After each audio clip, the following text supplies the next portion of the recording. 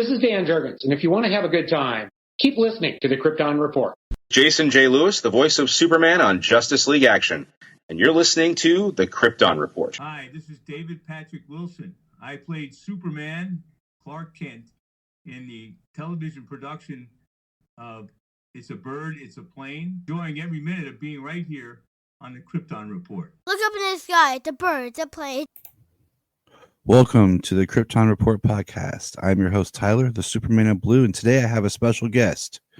It's been a long time coming. It's been one of those that we've just not found a chance to get together, but I have Mr. Rob O'Connor from the All-Star Superfans podcast. Welcome, Rob. Thank you very much. Delighted to be here and to finally make your acquaintance. Yeah, we've talked a lot online over the years, and very proud to be part of the Superman podcasting community alongside with yourself. So delighted to be here and delighted to be discussing what we're going to be talking about tonight as well. Yes, I am too. It's always interesting because Superman novels are always an interesting thing to discuss and talk about. And yeah. I haven't done one yet on the podcast.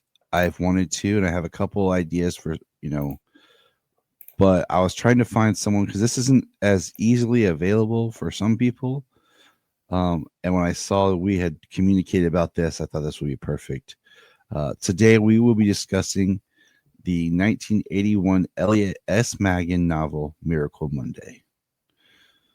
So, Rob, before we get into the book, just for people who might not know, you do the Superfan podcast, the All-Star Superfan. Just quick breakdown about your podcast. Yeah, so we've been running the All-Star Superfan podcast, myself and Alan Burke, a friend of mine. We've been running that for about 3 years now. It's hard to believe it's been that long. And we do a nice mix, just like yourself, we do a nice mix of different things. We explore Superman throughout the 85-year multimedia legacy of the Man of Steel. We look at movies, we look at TV shows, we look at the comics, and we've interviewed a number of comic book writers and artists, and we've even interviewed a couple of actors from Superman movies and TV shows and things like that as well. And we like to do these deep dives where we look at a character like, say, Metallo across all the different versions of the different TV shows and everything else. And we look at each one and kind of compare and contrast and that kind of thing. And we've done episodes on the radio show. We did a great episode on the Fleischer cartoons. And we love looking at the weird stuff, like the Broadway musical and the 1975 TV version of that. And the Superboy show gets a lot of airtime on our show, if anyone's familiar or even unfamiliar about that show. So we have a lot of fun, and we have a lot of other Superman podcasters on as guests as well. And so check us out. Awesome. Yeah, we are no strangers to the Broadway musical here, as that will become very, very apparent on my channel over the next couple of months. Excellent. Love to hear it. As we begin our casting process in late May. So, but yeah, it's been great listening to your podcast. Some great episodes. I really did enjoy your one on It's a Bird, It's a Plane, and Superman, as I was, we were in the early stages of prepping to pitch to direct that musical here at our local theater. And you guys did that. And I was like, oh, this is good. It's a sign. It's a sign.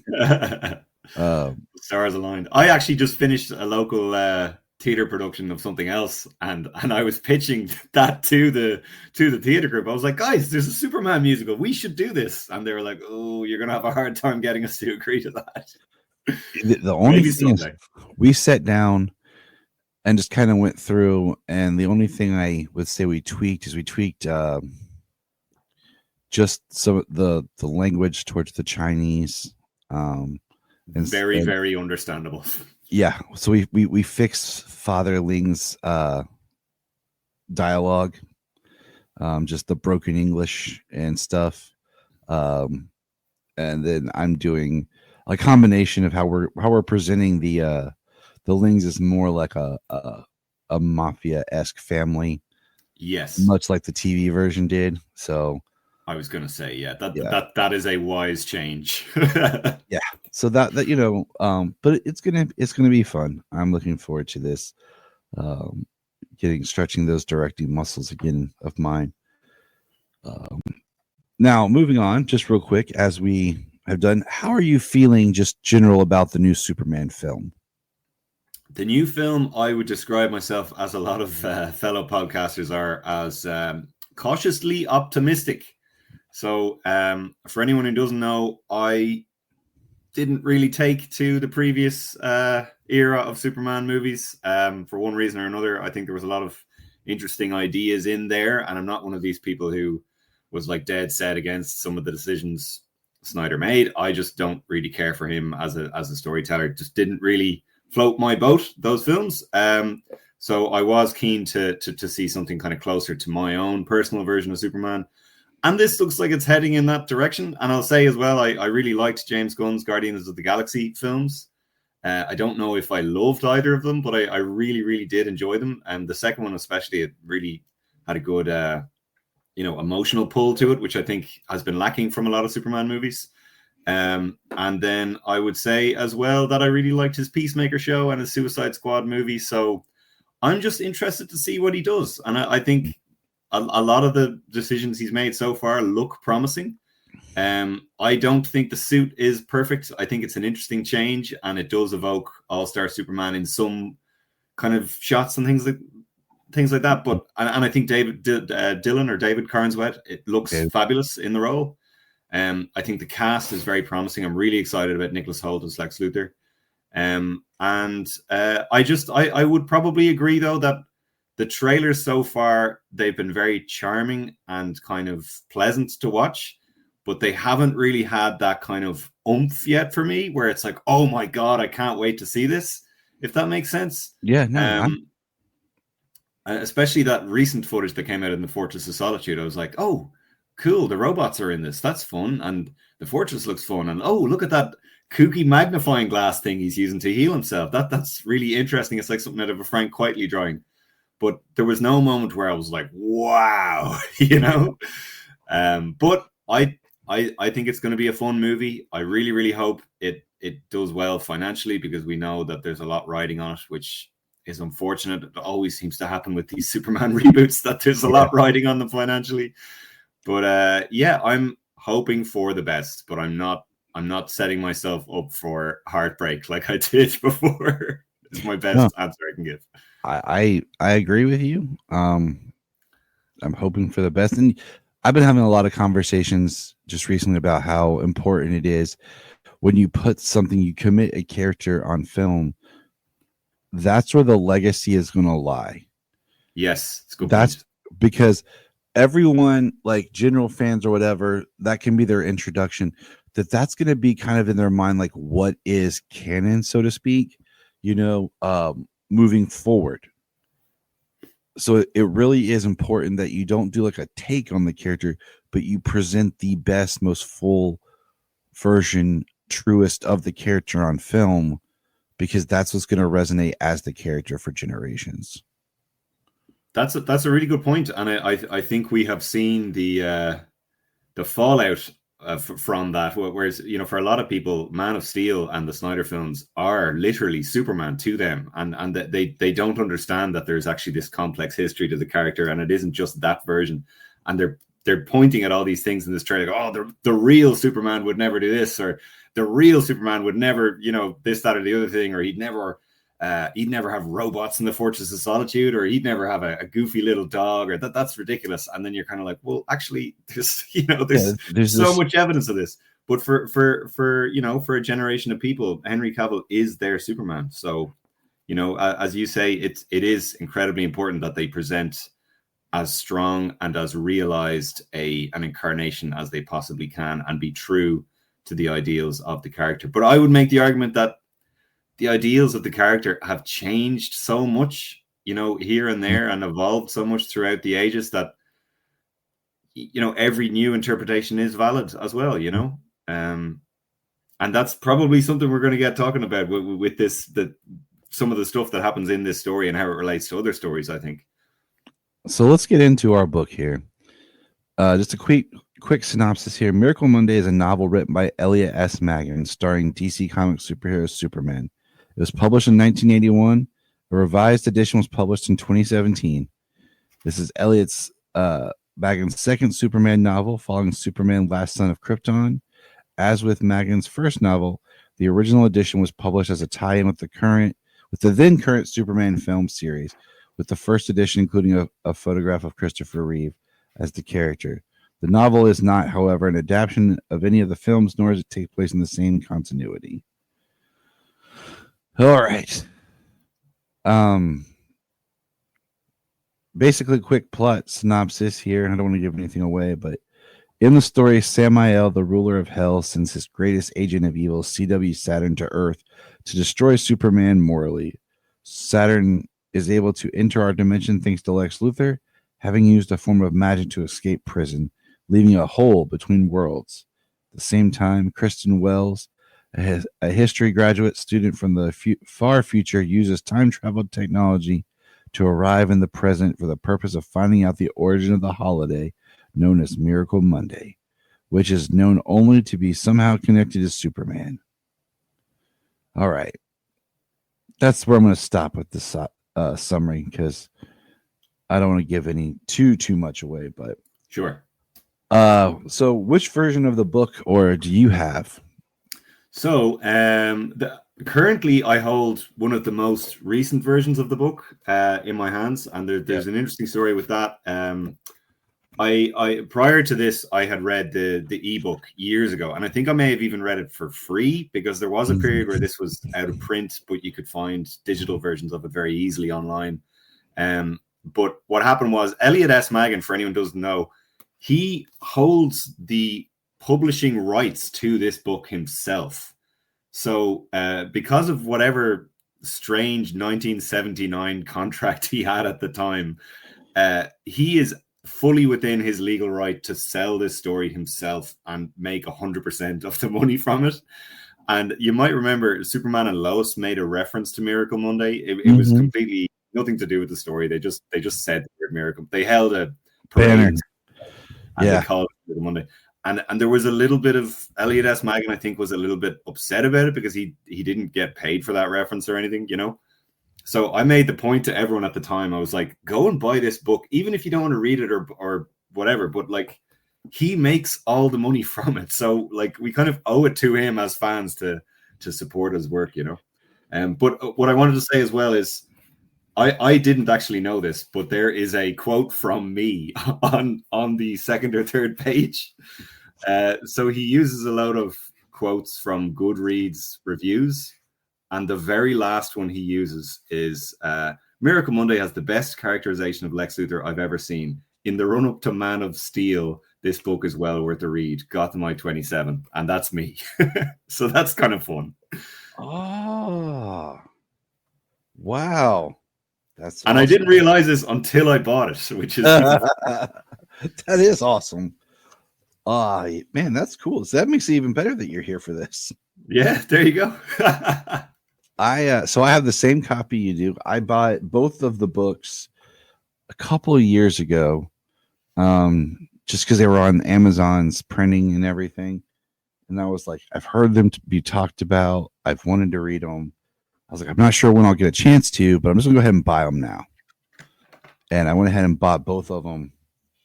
And I read the first one, and I enjoyed it, you know. Yeah.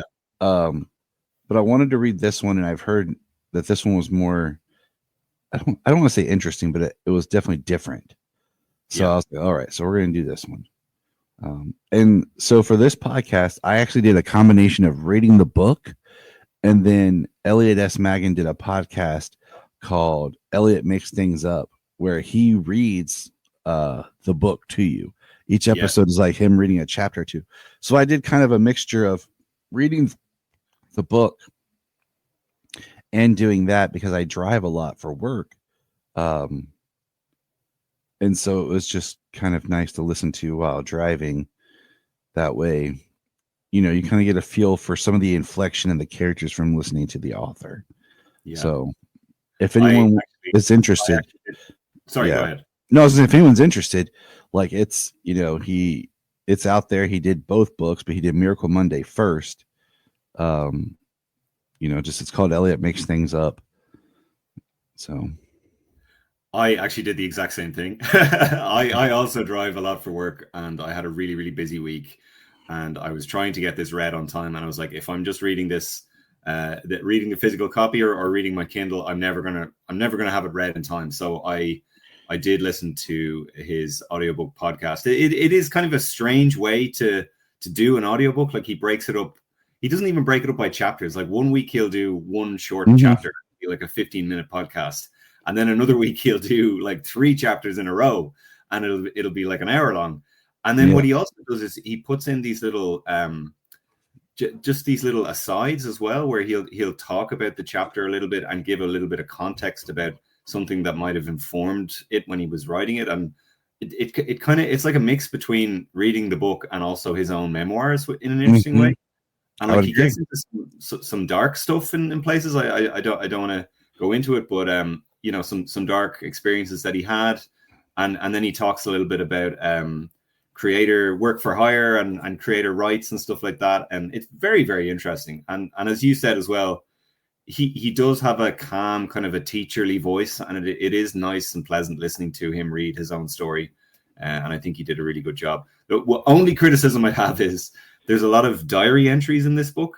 And he uses a typewriter sound effect when the diary entries are being read, and sometimes the typewriter can be louder than his voice. I don't know if you found that. Yeah, no, I agree, because I thought, oh, that's cool. Like, if you would start with the typewriter and when you do the ding, and then he starts talking, so it kind of just sets in your mind someone typing, and then when he's done reading the entry, like, you have the sound effect of like the typewriter, kind of like of the ding, kind of closing it out. But yeah, it was interesting. And you know what? I guess if I was making that podcast, like, no matter how I recorded it, but I think I would do each chapter as an episode. And then, like, when I did those other things, make those, like, I would record them, and then maybe later edit them in as like afterwards, before I start the next book. Something like that. That way, for if someone's like following along and just wants to listen to a chapter or something, they're not like, wait, how many chapters did we read today? Like, how many did he go over? But I agree with the teacherly voice. Like, it reminds me of being in school, and like the teacher's like, we're going to review this chapter. I'll read it to the class today. Yeah. The other thing I say as well, the benefit to him doing it that way is, I would advise against trying to shotgun this book in a week. I would really take your time with this book, because it is dense. There is so much information in it, and some of the kind of character descriptions and stuff. It can take a while to really process a lot of the information. So I would take your time with it, and maybe like some chapters you're going to want to read twice, I think. Yeah, I agree. To really absorb all the and in fact, leading up to this episode this morning, I was kind of rereading the last couple of chapters twice, just to really make sure that I knew what exactly had happened. And I don't mean that as a criticism of the book either. I think it's just full of imagination and full of ideas and things, and you just really have to take your time and read it carefully so that you're absorbing it all. No, I agree, because there was times where I felt like, and this isn't a criticism, it's just I'm listening and I know the plot, but he's going off and he's talking a lot about Lex and Clark in the past, and it is definitely set in the Bronze Age. Oh, 100%. And that is one era of comics that I have not yet really dove into. We've been reading a lot of post-crisis. We've done some Golden Age. I have plans for Silver Age stuff in the near future. But Bronze is really one I haven't got myself into. And I didn't really think about that much, but that is where this story is set. And so there's little things in it that I'm like, oh yeah, that was going on in the comics at the time. Like, yeah, with Clark being the TV reporter, and then just Elliot would go in and describe, like I said, like the past of Clark. And I don't want to say he dates the book, but he does, because there's a lot of references to pop culture, but like political culture and history. Yeah. That put the story in the time that it's being published. So it made it very interesting how they go on and he would talk about like a lot of more like political, like real world stuff, and I'm like, interesting. Okay. Why are we talking about that? Like, it's informing the world, right? But I'm like, I'm more interested in what this story is of Superman going up against this this demon, this agent, CW Saturn. So I was like, okay, and then there's no reference to any other heroes or anything like that. It's just Superman. No. Yeah. Because I feel like when you do a story like this now, if you were putting this in a comics or whatever, you'd have like, because of the magic element, Superman would seek out other people to find out or to help or something. Yeah, like there's a character in this called Max Maven, and he is a magician that performs at the Magic Castle. And he's, without giving too much away, he's also revealed to be, somewhat kind of telepathic and psychic. And he is kind of Superman's guy that he goes to get more information about this guy, CW Saturn. And yeah, to your point, absolutely. If this was written now, he would go to Dr. Fate, and it'd be something like that, And did you like keep mixing up? I just kept wanting to call him Max Minkin. 100%. I was like, did he change? Was it supposed to be Max Menken from the Broadway musical and he had to change it? I was like, they're so similar names. Absolutely. I was thinking of Max. I'm so inundated right now with the script and going through it and just hearing that close of alliteration. I was like, my mind just kept, what? Who? Hey, him? I would say to your point about the kind of the weird 80s isms as well, that there is a couple that really, really stand out in my mind. That there's a bit where a character faints. I don't want to give it away because it's kind of a really specific thing that happens and it sets off the plot. A character faints, and the way they revive her is they get a tin of concentrated orange juice or something like this, and they open the or a concentrated orange juice mixture, they refer to it, and they shove it down her throat to revive her. I was like, what the heck is this? And then there's another bit where Morgan Edge, who is Clark's boss in this, because he owns Galaxy Broadcasting where Clark works, he calls him up and he says, Kent, I need you on top of your apartment building right now. There's a chopper coming and you're about to cover 4 stories. Grab some coffee if you haven't already. Or actually, there's no time. Just take the instant coffee granules by the spoonful and shove them in your mouth.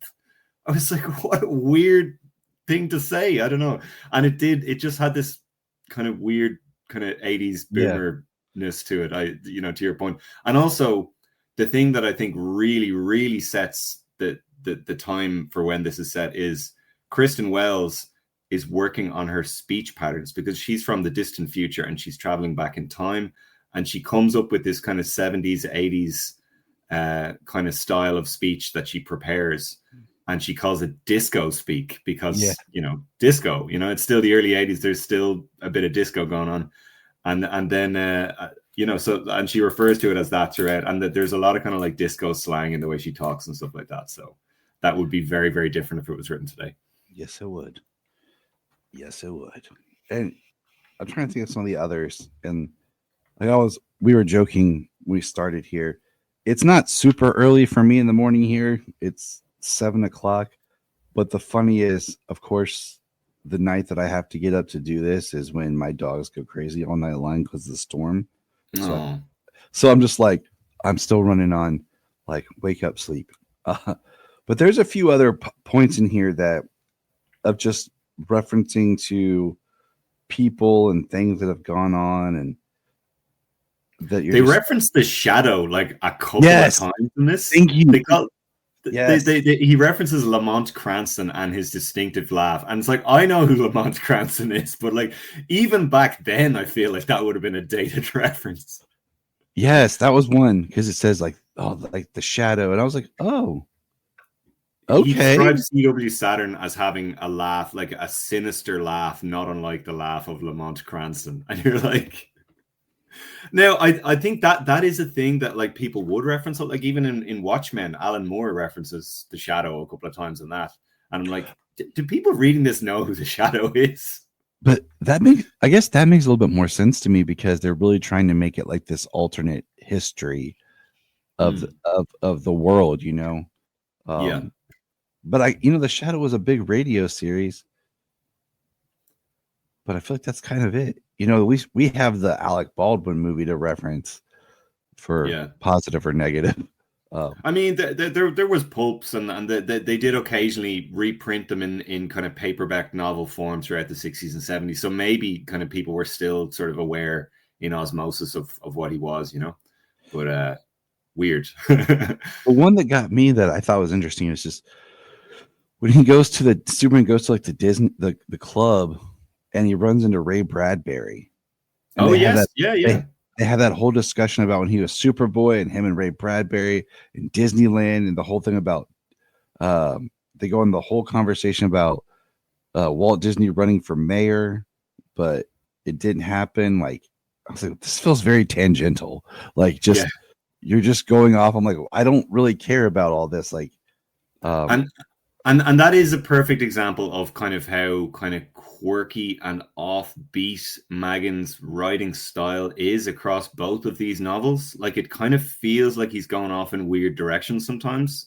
And and that's kind of goes back to what I was saying before, is like you really, really have to be patient with these because he is going somewhere, you know, because what he eventually builds is so beautiful that you're so glad that you kind of you took the time with it. I agree that the pacing can feel very strange and even a little bit erratic at times. But like you can absolutely see the influence that this kind of writing had on people like Grant Morrison especially, but also like Mark Waid and to a lesser extent Mark Miller and like all those kind of hotshot Superman writers from the 90s and beyond. I think they took a lot of inspiration from Elliot S. Maggin, and I think in many ways, I would call him the most underrated Superman writer ever, just because people don't really talk about him as much anymore, you know. But yeah, no, I absolutely agree with what you're saying. There are times where you're kind of like, what? Why are we going to the Magic Castle? Why are we talking about instant coffee? Why like just weird asides? But when you get to where he's going, it all kind of works, if that makes sense. No, it does, and we'll talk about that here soon. Like the Ray Bradbury was just kind of neat because one thing we've done with the show, my kids, is every year come October we start rereading The Halloween Tree by Ray Bradbury. So that's like our most well-known Ray Bradbury story in this house. So I was just like, that's what I was thinking about. Like, I know Ray Bradbury's done a lot more things, but to me, when I hear him, I always think of The Halloween Tree. So that's kind of where I was with this. But one of the things that I really liked in this was the idea of the whole, and this is, I'm not a continuity snob, but I love tightly done continuity. Like that's why I get, it frustrates me when we have changes just for the sake of changes. Like, you know, it's now like Lionel Luthor has kind of become Lex's father's name because of Smallville. Yeah. You know, like, but in the comics, there was sometimes they'd reference like whatever, just like how there was it took a while before Martha and Jonathan were cemented as Clark's parents. So when we start this and they talk about the Luthor history and we have the Lena Thorl character. Yeah. I thought was really neat that we have this Lena Thorl where it's kind of like Lex's sister, but she kept the original name. And, you know, Lex later would change his name to Luthor. I thought that was just an interesting Wait, story. is it not that she changed her name to Thorl from Luthor to Thorl? No, it's from Lex changed it from Thorl to Luthor. That's what I thought it was. Oh, really? Okay. Wow. Maybe I got it backwards. Maybe I got it. I don't. But I thought the original name was Thorl. I could be wrong. Because I was listening, and then when that was one of the parts where I was listening to it, and he went on to describe. I was like, oh, this is interesting. Yeah. So And I thought that was a neat little because the whole Lena Luthor thing drives me crazy because one writer's like, oh, that's his sister. No, that's his daughter. that's his And daughter. I think we used to have someone come out and be like, yeah, Lena is named after his sister. Ta-da! I fixed it. Like, like it is his sister, but then he had a daughter and named him after his sister. Forgive my ignorance. Is that not the case in Post Crisis that his daughter is named after his sister, or did they never actually reveal that he had a sister called Lena in Post Crisis comics?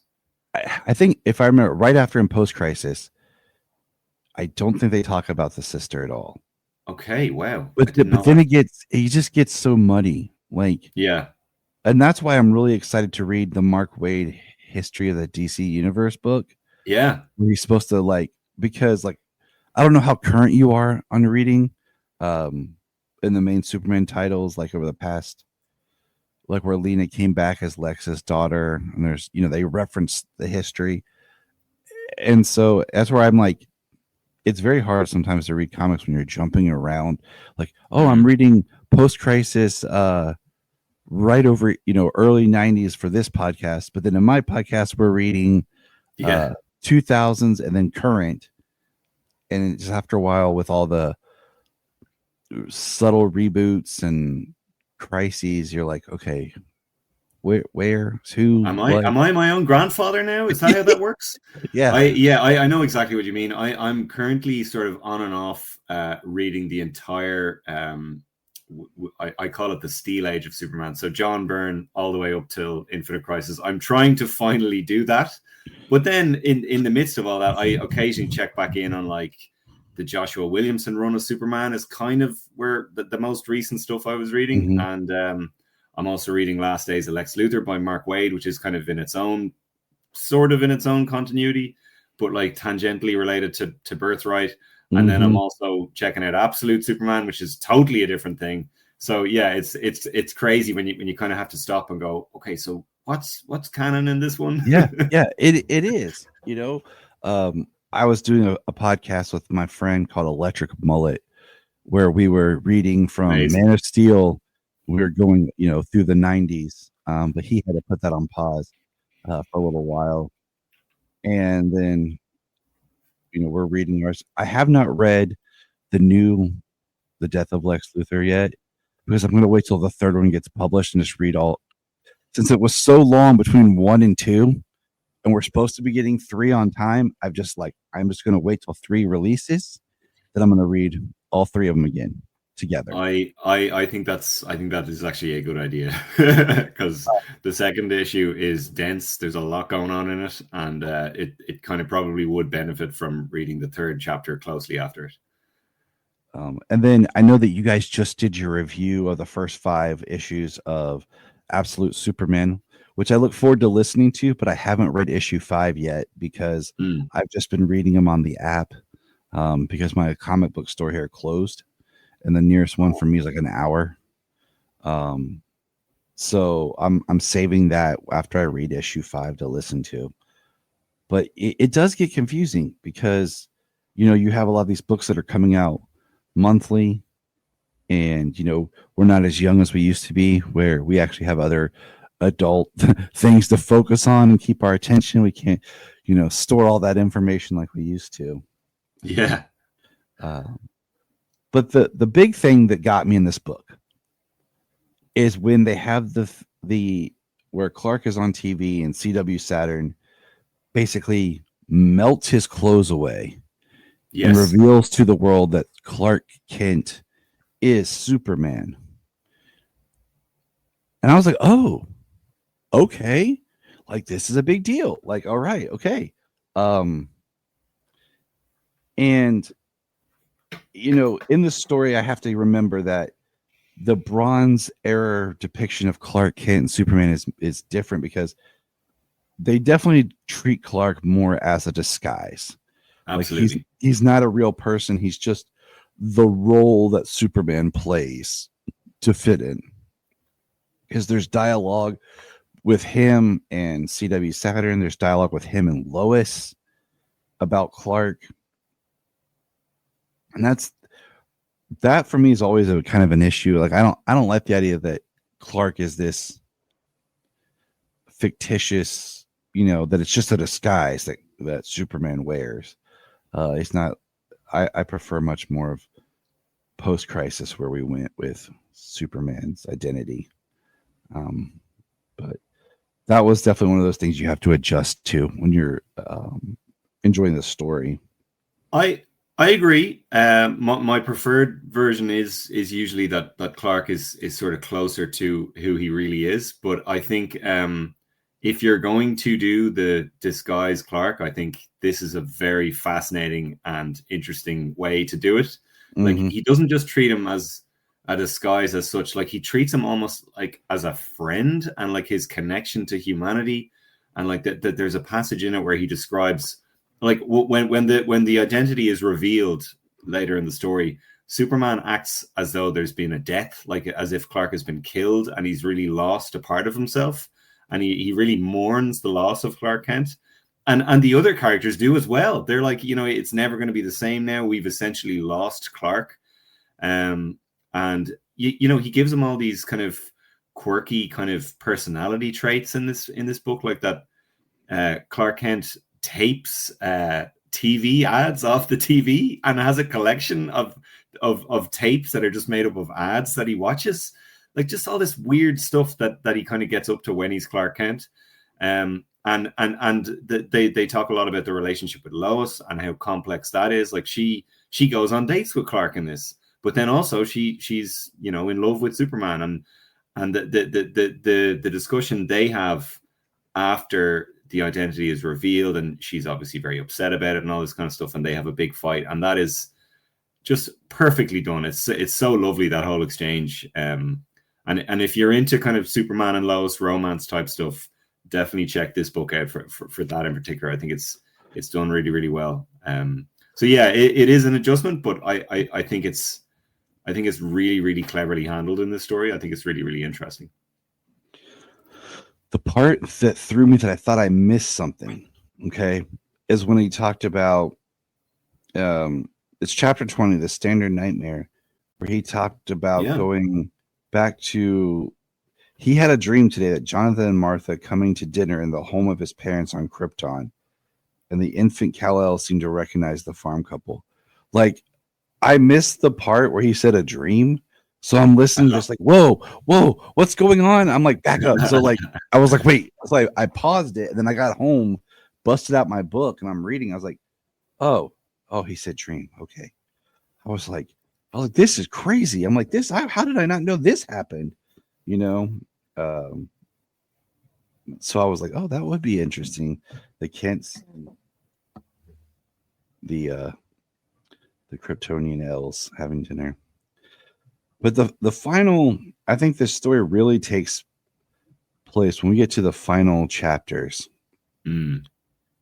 where CW Saturn took active control of Kristen Wells' life.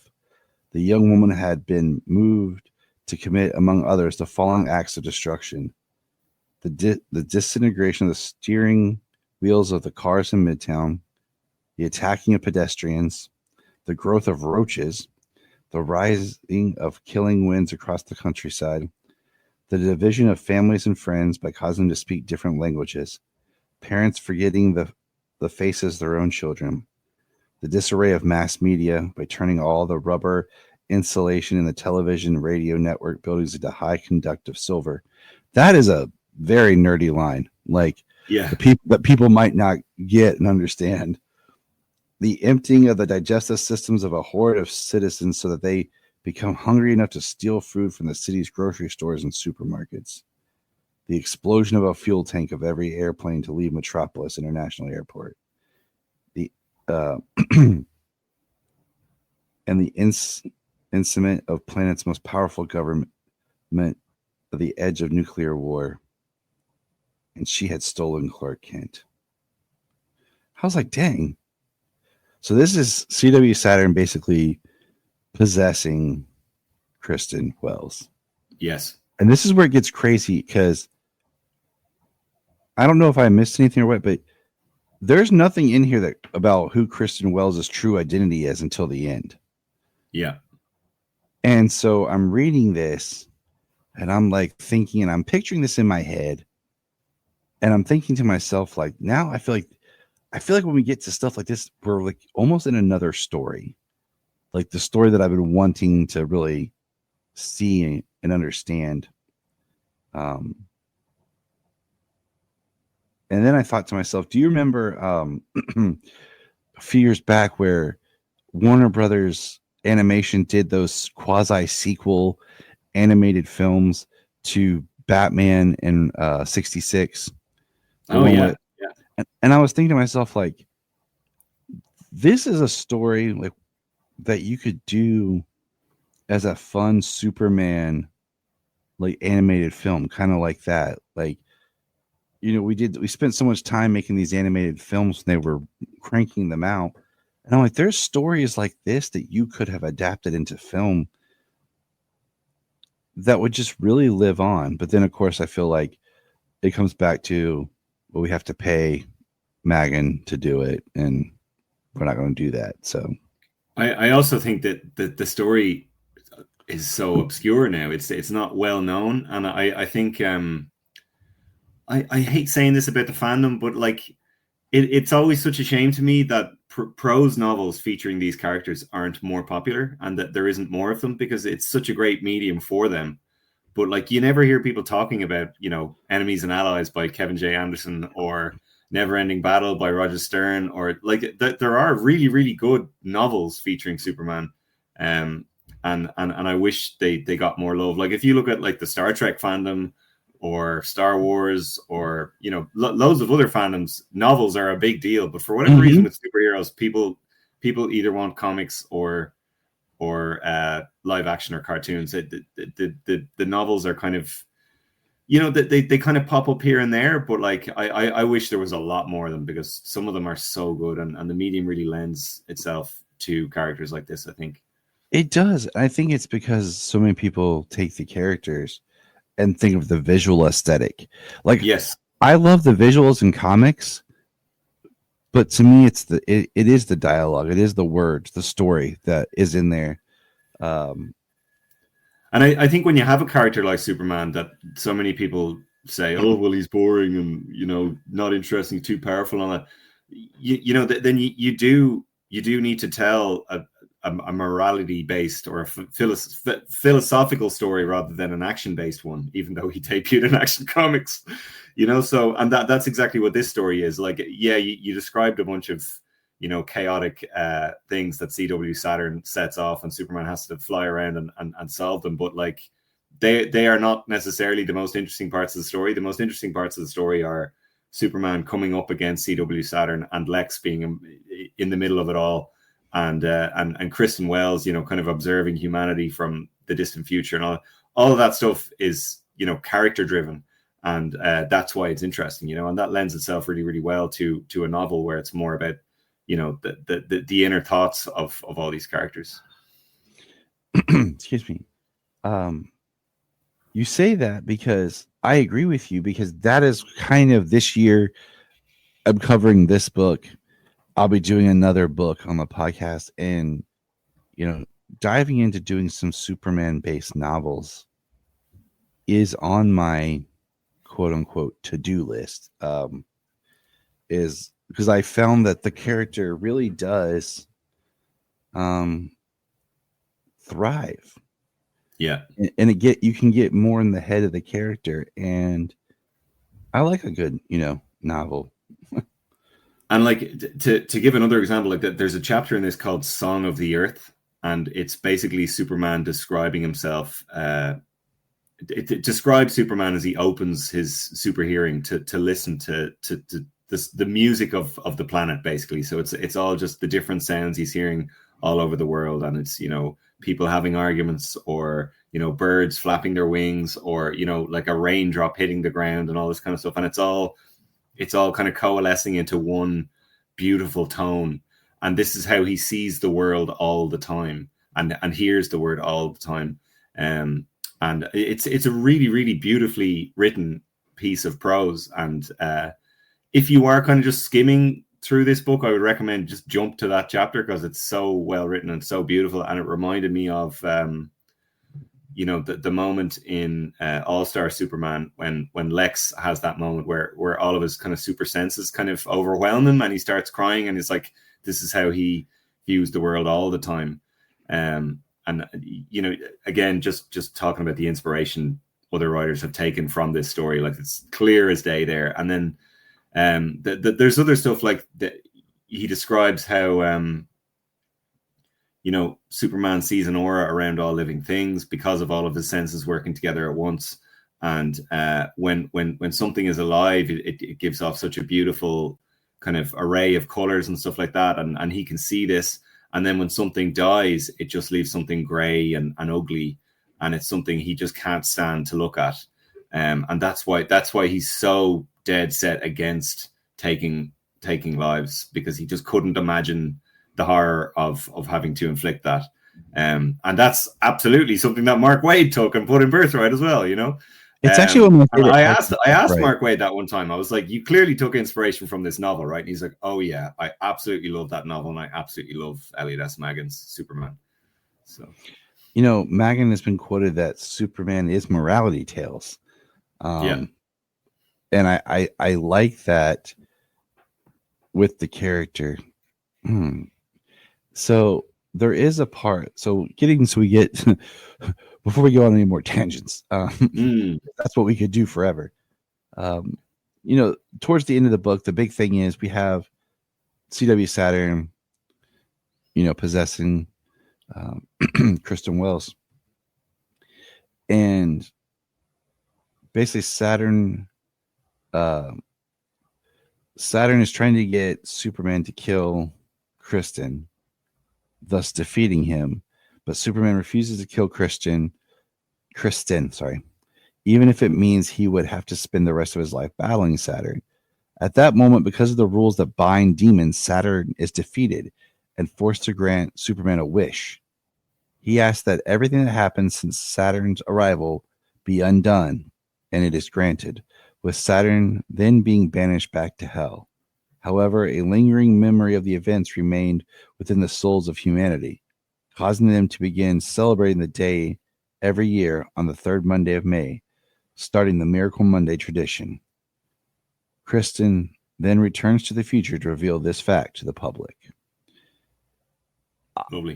I felt that the twist that she's a time traveler was kind of like a whoa, what? Like, I just feel like it changed so much of like the dynamic of trying to understand the origins of Miracle Monday and what that really was. And I felt that it was the part that kind of stopped me for a minute is when he's like, give me Clark Kent back. Yeah. And then it almost felt like he was trading, Clark Kent for Kristen. And I was like, wait, what's going on?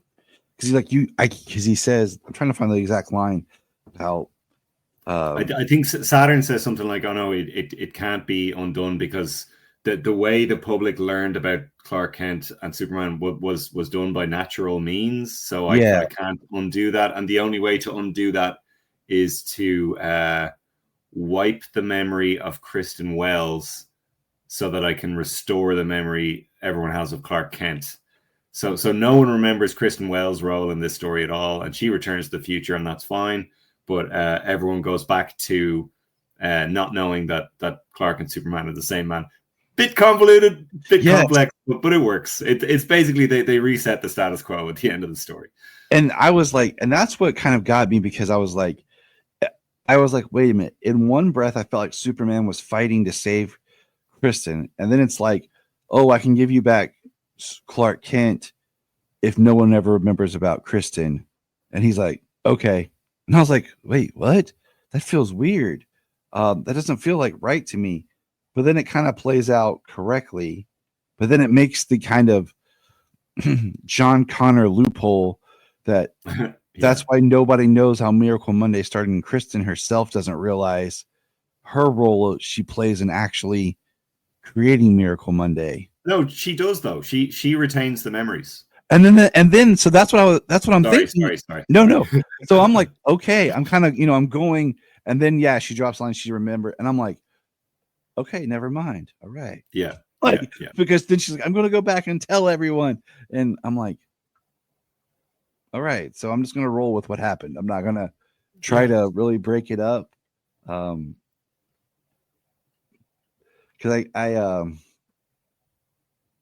because that last like dialogue between CW Saturn and Superman, I think it is the heart of the story, where you push Superman to break his code of who he is, and what he stands for. And if you can do that, then you've beat him.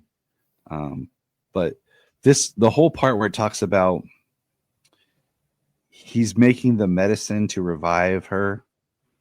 Yeah. Where he's like, he went to the laboratory at the medical school where he left an IOU for the chemicals he lifted. He wiped garlic and a paper bag from a grocery store on Columbus Avenue. On the ledge, whose cashier at the eye-blinding speed, he left 3 quarters from Clark Kent's pocket, which was in the pouch of his cape. I'm like, okay. He filled the paper bag with hawthorn berries that he found growing in Evenside Park. In the next 3 seconds, he streaked the 3.5 miles from Evenside Height downtown to the Galaxy Building. I was like, all right, so he's making the medicine. He brings it back, and then she wakes up or comes back alive and has the conversation with him. And then it's interesting. She says, Kristen Wells, Brady's class of 53, Columbia history of 55. And then he's talking like, and then she reveals class of 2855. And she said doctoral maybe in 2859 if I'm lucky. And then she says, Happy Miracle Monday, Superman. And then it goes into the story and about her being from the future, and about how I like this chapter, because I like how it talks about all the world kind of was celebrating, but they really didn't understand why. Yeah. It's such a kooky comic book idea that there's this long-standing celebration for centuries, but nobody can remember why it is. It's like when it's like, I think in the Flash comics that there was this period where Keystone City was just this mass. Everyone had forgotten that Keystone City existed, and they forgot that they had family members there and all this kind of stuff. And then when it was restored or whatever, people kind of embraced all these people that they'd forgotten all about. It's just classic comic nonsense. I love it. Yeah, it's just crazy because they're talking about people getting along and feeling revived, and they don't know why or what's happened. And it's, because they don't have the memory of what's going on. And, earlier they made it, I thought what I did like was, and I didn't mention this earlier, was how there was kind of like almost like the plagues and that, the biblical plagues that were happening and going on too, that CW Saturn was bringing about, because they talk about the different areas and stuff and I thought that was good. Like that just helped sell this demonic entity that Superman is facing and what they're doing to the world. We learn that there are other time travels that are there that are booking hotels and staying to celebrate, Miracle Monday. Yeah, that's lovely. That they traveled back. I don't know, is it revealed in this novel or is it one of Maggins' other comics, but that there was time travelers there when Superman's rocket landed in Smallville. They were all huddled around in the trees watching. There is a reference to like something like that in here where they said like, I'm looking for but yeah, something about your arrival. Oh, here it is. Hold on. Let me back up a page. There were a lot of them hiding out in the woods, in the wheat fields around the place where the Kents found you as a baby. but not as many as there are here. They're all going home empty-handed and empty-headed, except for me, and now I know why. Yeah. And then it's interesting. He says, wait, a second. Saturn told me he picked you out of to use because you were different. You weren't so different. If there are hundreds more like you from the future scattered around the city, they weren't here yet when CW Saturn first entered the Earth. That was my idea, coming a year early for my dissertation. That way, I figured I could at least have some good stories to write about, even if I didn't learn any more about Miracle Monday. So that whole revelation, she's been here basically for a year. And then the one that was fun was the breakdown about how she's actually a descendant of Jimmy Olsen. Yeah. She's like, and that's why she wouldn't go on a date with him. She's like, there's got to be a James Bartholomew Olsen III, if for no other reason the fact that James Bartholomew Olsen IV has to marry my great however many great grandmother. Amazing. I was like, oh, okay, all right. I'm like, that's cool. I like that. And there's a fun bit, and this totally dates the book as well, that she's really attracted to Steve Lombard because he has this hairy chest, and in the distant future, people don't have chest hair anymore. So she finds this incredibly attractive. I just thought that was so weird and kooky and great. Yeah, I think kooky is the perfect way to describe some of the just plot references and stuff. And I kind of wish in a way that Maggin would commission this or whatever to be made into a comic. I don't know if he can. Yeah. Because I would like that, because I just feel like going back to what you said earlier, I think that in some way, and this is just a cultural observation of dealing with teenagers and children, is we don't press the importance of taking your time to dive into anything, a novel especially. It's quick, digestible content, media, stories, and jump to the next thing. There's no and I think that's why you don't hear these characters in novels are talked about, is because people don't go back and mine the novels. They don't want to spend a whole chapter, about how Superman sees something. They want to jump to the next big action piece. Instant gratification. Yeah. And I think that's why the novels are more important, is because we need the time to take the time for story instead of just here's this little blip. I couldn't agree more, and it's something I come up against with other fans and even friends, and it is sometimes you have to put the work in to really enjoy something and really take something away from it. And I would also stress as well that entertainment isn't the prime directive of every piece of media. There is a far more of a kind of a spectrum of experience you can have with a story that goes beyond just empty dopamine, and sometimes I think that's all people are looking for from stories. Well, I just want to be entertained, and I think that can be a bit reductive. It's okay to be frightened or unsettled or made feel uncomfortable by a story, and or think that something is odd or strange, but have to kind of press on with it. I think that's actually that there's a nobility to that, taking your time to really read something and pay it the attention that it deserves, because so much passion and time and effort goes into these things. So don't approach something with the sole attitude of, well, I just want to be entertained and I want the feel good feelings in my brain to set off. There's more to stories than that. So I agree with what you're saying. Sometimes you need to meditate on a concept and just what does this mean? What does the outcome of the story, what could it possibly really be about? So, and I think this is a story that I'll revisit later on as I think about it, because I feel like almost like one time isn't enough. 100%. I definitely, even reading that, this is the second time I think reading this for me, and I did feel that way. I was like, God, I kind of want to read this a third time in case there's stuff I've missed, because it is such a dense story, you know. And the first book, by the way, as well, Last Son of Krypton, I barely remember that one. Like, I really have to go back and read that one. See, Now, I don't remember it being as strong or as thought provoking as this one is, but I am keen to read it because, like I said in my quote, in the book that's apparently been printed in a couple of editions, I think the way he writes Lex Luthor in this is just incredible. I think Maggin writes one of the most interesting kind of complex versions of Lex there's ever been.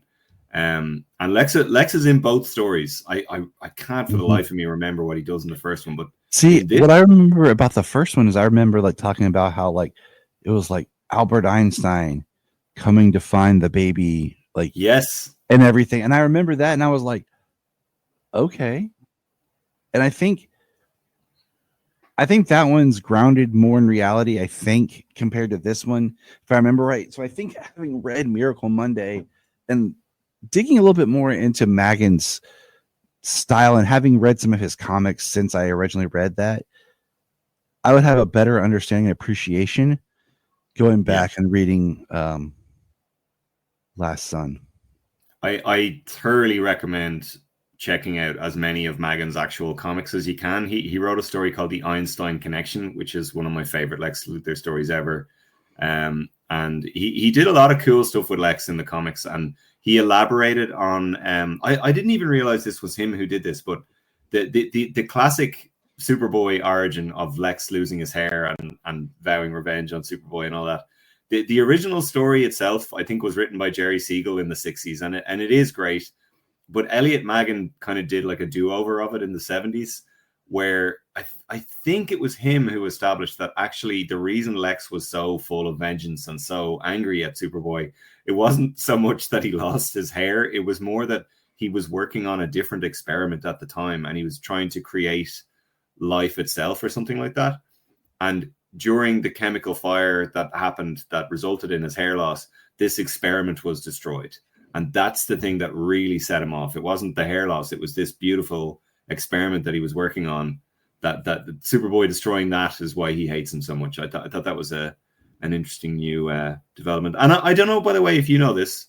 I hope I'm not spoiling 50-year-old comics, but Kristen Wells is a major character in Superman mythology. She comes back in the comics. And I think it was Elliot S. Maggin who did this. She becomes the first Superwoman. Yeah. And it's like, I knew the name. Like, I was like, okay, that sounds familiar. But I didn't put two and two together. I didn't like connect the tissue. And then I did. And I was like, oh, okay. Like, I'm like, this is going to go a lot deeper than I originally thought. Yeah. So I'm like, I need to really, reacquaint myself with this character, because I feel like it's one of those characters that is prominent that we just don't realize where the character actually comes from. Yeah, and she is a bit more of an obscure character. Like I don't think she was ever brought back in Post Crisis. She's very much a fixture of kind of late stage Bronze Age Superman, or even some people refer to that era as Platinum Age. It's like the couple of years right before the John Byrne reboot. She's kind of that's her domain, you know. I hadn't heard the Platinum Age reference, but I want to say it was Anthony Desiato who alerted me to that term, Platinum Age. I might be wrong. It could have been someone else, but I thought it was a fascinating term for it. Yeah. Sounds like him. Because, yeah, like I stated earlier, like the Bronze Age is definitely an era that I need to dig into more, and I'll get there, Like, there's no need to rush. There's plenty of Superman stuff to read and dig through. I'll get there. I would recommend that. I also feel the same way. I need to read more Bronze Age, but I have read a lot, and there's great stuff in there. There's great Superman stories, great Lex Luthor stories. For all the talk about how they sort of quote unquote improved Lex Luthor in post crisis, and I do think, making him a billionaire industrialist, I think that was a good idea and it was a good change. But like Lex was a very, very interesting character before that. And there's great story. Luthor Unleashed by, I want to say it's Carrie Bates and Kurt Swan. That's really, really good. The Einstein Connection I mentioned. Must There Be a Superman, I think it's called. That's also written by Maggins. That's a great story. There's a bunch of the Sand Superman saga. Very strange, very kooky storyline by Dennis O'Neil and Neil Adams. Like that kind of started the Bronze Age. Like absolutely read that. I don't want to say it's good necessarily. It's a bit wacky, but it is worth a read. There's a bunch of really cool stuff in that era. I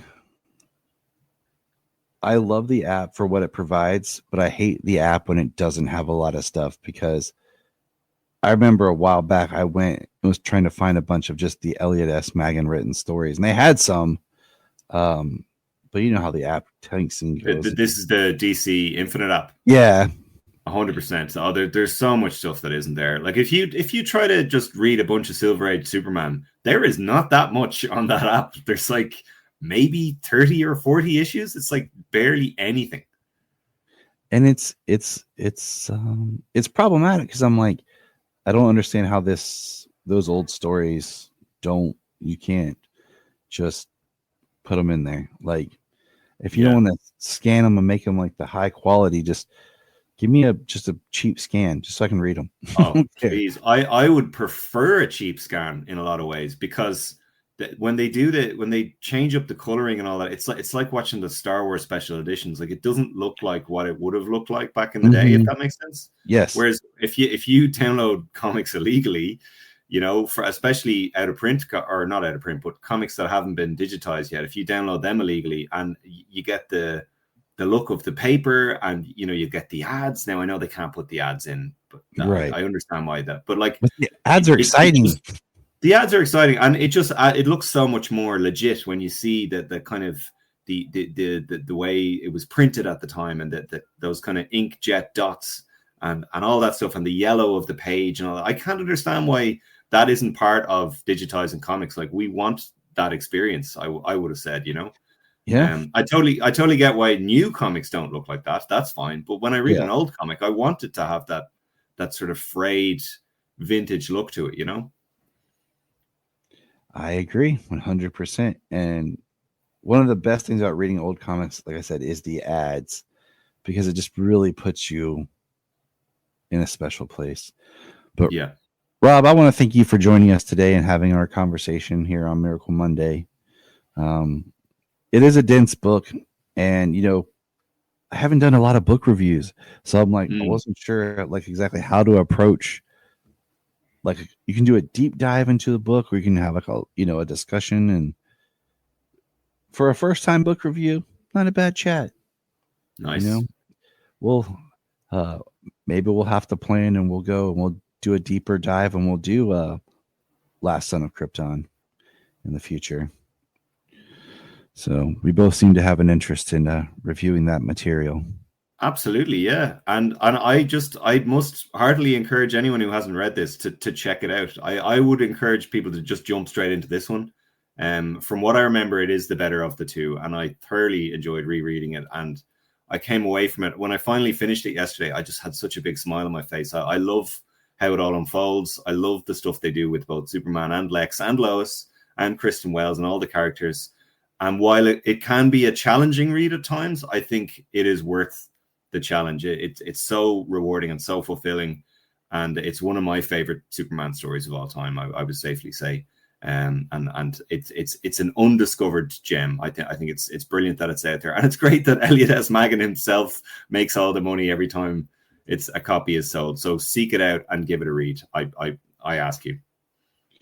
I 100% agree. I will have the links in the show notes to purchase the book. I will also have the links if you want to go to, and listen to Elliot Makes Things Up. And you can link to your favorite podcast provider in the show notes. So you can enjoy it too. And what's funny is you said jump to this one. It is, I agree, because even on Elliot's podcast, he starts with Miracle Monday. Yeah. And does The Last Son. And I think that's part of in my consciousness why I wanted to go and do this one. So I kept remembering, I think this was the better one people talked about. So yeah. But Rob, thanks a lot. Just plug, where can people find you guys online to check out your podcast? So we are All Star Super Fan. We have a very active Twitter, Instagram. We have a group inside the All Star Super Fan podcast that's very active on Facebook. We're on all the big podcatcher services, Apple Podcasts. We always appreciate when people rate and review us there. And we're on all the other ones as well, Google. We recently launched on YouTube, if anyone wants to give that a go. And come along, we have a lot of fun and a lot of great discussion over there. So check us out. All right. Check them out. It's a good time. I thoroughly enjoy listening to them. Like I said, it was a chuckle when they did their musical episode. I considered it a sign that I was on the right path there. So check them out. And remember, Look up in the sky. I am Brian Peters, the creator and host of Gravely Amusing. For the past 30 years, I've studied the history of gods and monsters in pop culture and our world. As a student of theology and history, I've tried to understand evil and its impact on us. As a writer, I've tried to share this knowledge. As a comedian, I've tried to make people laugh as I do it. But as a man-child, I'm still that scared 7-year-old boy. Join me as I share the history of horror and sci-fi, discuss classic and modern pop culture, and share a creepy story or two. This podcast may scare you, it may horrify you, or it may leave you gravely amused. Listen to Gravely Amusing on Apple Podcasts, Spotify, iHeartRadio, and wherever podcasts are found. Follow us on Twitter at @gravely_amusing or on TikTok @gravely amusing.